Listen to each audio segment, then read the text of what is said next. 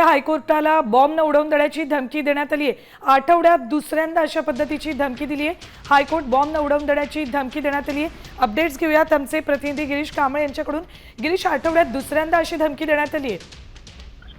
नक्कीच पुन्हा एकदा धमकीचा मेसेज आणि या ठिकाणी पोलिसांकडे प्राप्त झाला। त्यानुसार हायकोर्टाला उडून देऊ अशा पद्धतीची धमकी देण्यात आलेली आहे। मागील आठवड्यात देखील अशाच पद्धतीची धमकी देण्यात आली होती। त्यानंतर संपूर्ण हायकोर्ट आहे ते खाली करण्यात आलेलं होतं। आता या ठिकाणी पोलीस आहेत ते दाखल झालेले आहेत। पोलीस बंदोबस्त वाढवण्यात आलेला आहे। तपास संपूर्ण या ठिकाणी केला जातो। याशिवाय धमकीचा कोणी दिली याबाबतचा देखील तपास आहे तो सुरू आहे। मागील काही दिवसांपासून सातत्याने धमकीचे मेसेजेस आणि कॉल्स येत आहेत।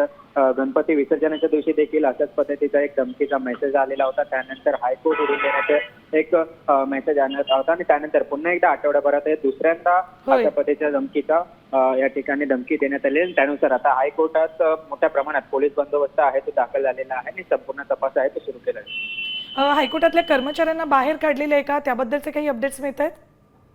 हळूहळू आता पुन्हा एकदा मागे ज्या पद्धतीने करण्यात आलं तसंच कर्मचाऱ्यांना बाहेर काढलं जाईल। संपूर्ण तपास आहे तो केला जाईल।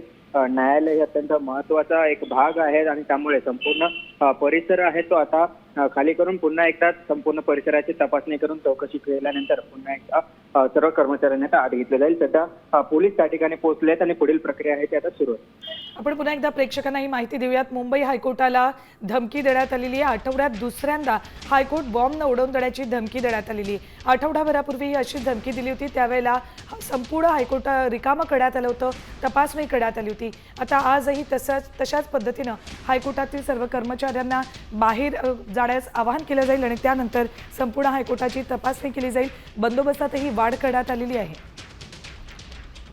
धन्यवाद गिरीश संपूर्ण माहितीसाठी। मुंबई हायकोर्टाला पुन्हा एकदा बॉम्ब न उडवून देण्याची धमकी देण्यात आलेली आहे।